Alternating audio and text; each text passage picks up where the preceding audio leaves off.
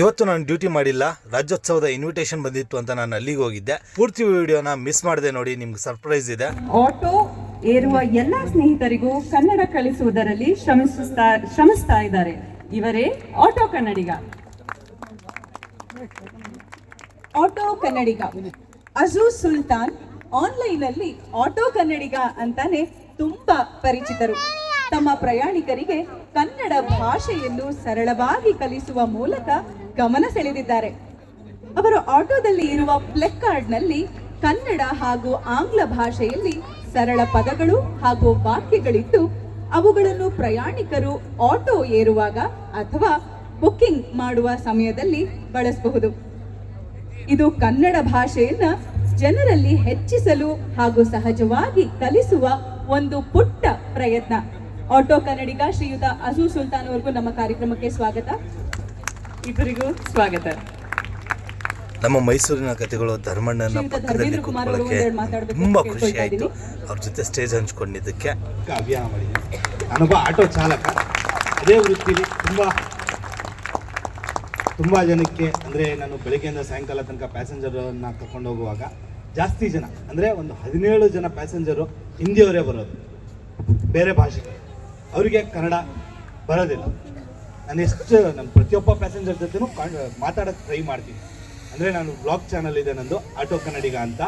ಅದರಲ್ಲಿ ಅವ್ರ ಜೊತೆ ಮಾತಾಡೋದು ಟ್ರೈ ಮಾಡ್ತಾ ಇರ್ತೀನಿ. ಎಷ್ಟೋ ಜನಕ್ಕೆ ಕೇಳಿದ್ದೀನಿ, ಎಲ್ಲರಿಗೂ ಕನ್ನಡ ಬರೋಲ್ಲ.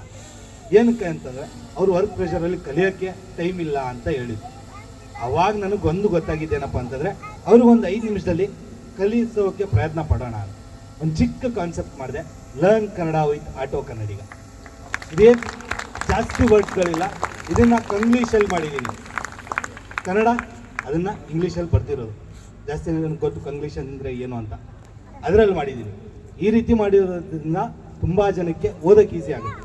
ಅವ್ರು ಯಾರೇ ಇರಲಿ, ಯಾವ ಭಾಷಿಕರೇ ಇರಲಿ, ಇದನ್ನು ನೋಡ್ಬಿಟ್ಟು ಅವ್ರು ಕನ್ನಡ ಮಾತಾಡ್ಬೋದು. ಒಂದು ಚಿಕ್ಕ ಪ್ರಯತ್ನ.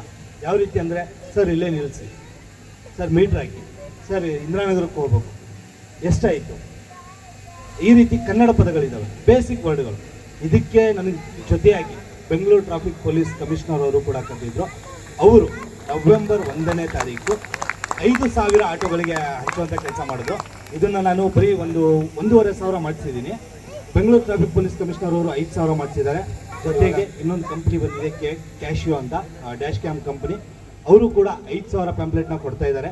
ಇದನ್ನು ಮೇನ್ ಪಾಯಿಂಟ್ಗಳಲ್ಲಿ, ಅಂದರೆ ಇತ್ತೀಚೆಗೆ ನೋಡಿರ್ಬೋದು, ಜಾಸ್ತಿ ಹಿಂದಿ ಜನ ಎಲ್ಲಿರೋದು, ಕೋರಮಂಗಲ, ವೈಟ್ಫೀಲ್ಡು ಮತ್ತು ಮಾರ್ತಳ್ಳಿ, ಈ ಕಡೆ ಹಂಚಬೇಕು ಅಂತ ಇದ್ದೀನಿ.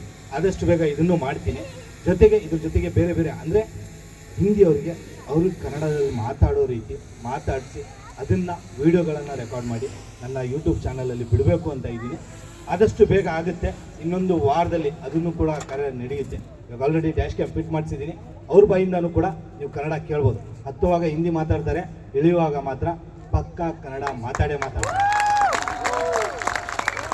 ಈ ವೇದಿಕೆ ಮೇಲೆ ಧರ್ಮಣ್ಣ ಅವರು ಕೂಡ ಇದ್ರು. ಅವರ ಪಕ್ಕದಲ್ಲಿ ಕೂತ್ಕೊಳ್ಳೋಕ್ಕೆ ನನಗೆ ತುಂಬ ಅಂದರೆ ತುಂಬ ಖುಷಿ ಆಯಿತು. ಇದಕ್ಕೆಲ್ಲ ಕಾರಣಕರ್ತರಾದಂತಹ ಪ್ರೆಸ್ಟೀಜ್ ಫಾಲ್ಕನ್ ಸಿಟಿ ಕನ್ನಡ ಸಂಘದವರಿಗೆ ತುಂಬ ಹೃದಯದ ಧನ್ಯವಾದಗಳು. ಈ ಬೆಂಗಳೂರನ್ನು ಹಿಂದಿಯವರು ಕಟ್ಟಿದ್ದಾರೆ ಅಂತಾರೆ. ಹಾಗಾದ್ರೆ ಈ ಬೆಂಗಳೂರನ್ನ ಕಟ್ಟಿದವ್ರು ಯಾರಣ್ಣ? ನಾವು ಕನ್ನಡದವ್ರು. ಇಷ್ಟೊತ್ತು ಅದೇ ಹೇಳಿದ್ದು ನಾವು. ನಾಲ್ವಡಿ ಕೃಷ್ಣರಾಜ ಒಡೆಯರು ಬೆಂಗಳೂರು ಕಟ್ಟಿದ ಪುಣ್ಯಾತ್ಮ 10ನೇ ಚಾಮರಾಜ ಒಡೆಯರು ಬೆಂಗಳೂರು ಹೇಳ್ತಾರೆ. ಅವ್ರಿಗೆ ಗೊತ್ತಾಗಲ್ಲ. ನೀವು ಅದನ್ನು ಅದೇ ನಾನು ಹೇಳ್ತೀನಿ, ಪ್ರತಿಯೊಂದನ್ನು ನಾನು ಹೇಳ್ತಾ ಇರ್ತೀನಿ. ನೀವು ಕಟ್ಟಿಲ್ಲ. ನಮ್ಮ ಕೆಂಪೇಗೌಡರು ಕಟ್ಟಿದಂಥ ಬೆಂಗಳೂರು, ನಾಡಪ್ರಭು ಕೆಂಪೇಗೌಡರು ಕಟ್ಟಿದಂಥ ಊರಿದು. ಅವರು ಪ್ರತಿಯೊಂದು ಚಿಕ್ಕ ಚಿಕ್ಕ ಪೇಟೆಗಳನ್ನು ಕಟ್ಟಿದ್ದಾರೆ. ನೀವು ಬಂದಿದ್ದೀರಾ ಇಲ್ಲಿ ದುಡ್ಕೊಂಡು ತಿನ್ಕೊಳ್ಳಿ, ಬೇಡ ಅನ್ನಲ್ಲ. ಆದರೆ ಇಲ್ಲಿಯ ನೆಲಕ್ಕೆ, ಭಾಷೆಗೆ ಗೌರವ ಕೊಡಿ ಅಂತ ನಾವು ಕೇಳ್ಕೊಳ್ಳೋದು. ದೊಡ್ಡ ಚಪ್ಪಾಳೆ ನಮ್ಮ ಸಹೋದರನಿಗೆ. ಎಲ್ಲರ ಪ್ರೋತ್ಸಾಹ ಇರಲಿ. ಒಳ್ಳೇದಾಗಲಿ. Thank you sir. ಇವತ್ತು ನಿಮ್ಮಿಬ್ಬರನ್ನು ಭೇಟಿ ಮಾಡಿದ್ದು, ಒಬ್ಬ ಆಟೋ ಚಾಲಕನನ್ನು ಕರೆದು ಸನ್ಮಾನ ಮಾಡಿ ಜೊತೆಗೆ ವೇದಿಕೆಯನ್ನು ಕೊಟ್ಟಂತಹ ನಮ್ಮ Prestige Falcon City Konanakunte Kannada ಸಂಘದವರಿಗೆ ತುಂಬ ಹೃದಯದ ಧನ್ಯವಾದಗಳು. ಏನಕ್ಕಂತಂದರೆ ನಾನು ಅಂದ್ಕೊಂಡಿರಲಿಲ್ಲ ಇಷ್ಟು ಚೆನ್ನಾಗಿ ನನಗೆ ವೇದಿಕೆ ಸಿಗುತ್ತೆ ಅಂತ. ಅಜೂಜ್ ಸುಲ್ತಾನ್ ನನ್ನ ಜೊತೆ ಆಟೋ ಕನ್ನಡಿಗ ಸಿಕ್ಕದೆ ಭಾಳ ಅಪರೂಪಕ್ಕೆ ಸಿಕ್ಕಿದ್ರು ಕಣ್ರಿ. ನಮ್ಮೆಲ್ಲ ಮಾದರಿ ಕನ್ನಡಿಗ. ನನಗೆ ಮಾದರಿ ಕನ್ನಡಿಗ ನನಗೆ ಮಾದರಿ ಕನ್ನಡಿಗ. ನಿಜವಾಗ್ಲೂ ಕನ್ನಡದ ಸೇವೆ ಮಾಡ್ಬೇಕು ಅಂದ್ರೆ ಹೆಂಗ್ ಬೇಕಾದ್ರೂ ಮಾಡ್ಬೋದು ಅನ್ನೋದಕ್ಕೆ ನಮ್ಮ ಅಜು ಸುಲ್ತಾನ ಸಾಕ್ಷಿ. ಕನ್ನಡದ ಹಿಂದೆ ಕನ್ನಡದ ಬೋರ್ಡ್ ಹಾಕೊಂಡು ನೋಡ್ರಿ, ನೀವೆಲ್ಲ ನೋಡಿದ್ರೆ ತುಂಬಾ ವೈರಲ್ ಆದಂತ ಪುಣ್ಯಾತ್ಮ ಈ ಹುಡುಗ. ತನ್ನ ಆಟೋದಲ್ಲೇ ಕನ್ನಡ ಕಲಿಸ್ಬೇಕು ಅಂತ ನೋಡಿ, ಯಾರು ಬೇಕಾದ್ರೂ ಕನ್ನಡ ಕಲಿಸ್ಬೇಕು ಅಂತ ಮನ್ಸು ಮಾಡಿದ್ರೆ ಕನ್ನಡ ಕಲಿಸ್ಬೋದು ಅನ್ನೋಕ್ಕೆ ನಮ್ಮ ಅಜು ಸುಲ್ತಾನ ಸಾಕ್ಷಿ. ನೀವು ನಿಮ್ಮ ನೆಲೆಯಲ್ಲಿ ನಿಮ್ಮ ಕೆಲಸದಲ್ಲಿ ಅಕ್ಕಪಕ್ಕದವ್ರಿಗೆ ಕನ್ನಡ ಕಲಿಸೋದಕ್ಕೆ ಅಜು ಸುಲ್ತಾನ್ ನಿಮಗೆ ಮಾದರಿ. ಕನ್ನಡ ಕಲ್ಸಕ್ಕಾಗಲ್ಲ, ನಂಗೆ ಟೈಮ್ ಇಲ್ಲ, ಎಲ್ಲ ಕಥೆ ಹೊಡಿಬೇಕು. ಅಜು ಸುಲ್ತಾನ್ ನೋಡಿ ನೀವು ಕನ್ನಡ ಕಲಿಸಿ. ಅಜು ಸುಲ್ತಾನ್ ನಮಗೆಲ್ಲ ಮಾದರಿ ಕಂಡ್ರೆ ತಾಯಿ ಚಾಮುಂಡೇಶ್ವರಿ ಇವ್ರು ಚೆನ್ನಾಗಿಟ್ಟಿರ್ಬೋದು ಅಲ್ವಾ? ಬಿಡೋಣ ಹಂಗೆ ಒಂಚೂರು ಹೇಳಿ ಅದೇ ಯಾರಿಗೆ ಏನು ಹೇಳ್ಬೇಕು ಹೇಳಿ ಬಿಟ್ಟು. ಪರಶುರಾಮ್ ಶೆಟ್ಟಿ, ಹಾಂ ಆರ್ಯ ಡಾರ್ಲಿಂಗ್, ಇಬ್ರಿಗೂ ಒಳ್ಳೇದಾಗ್ಲಿ. ಧರ್ಮಣ್ಣನ ನಾನು ಮೀಟ್ ಮಾಡಿದ್ದೀನಿ ನಿಮ್ಗಿಂತ ಮುಂಚೆ.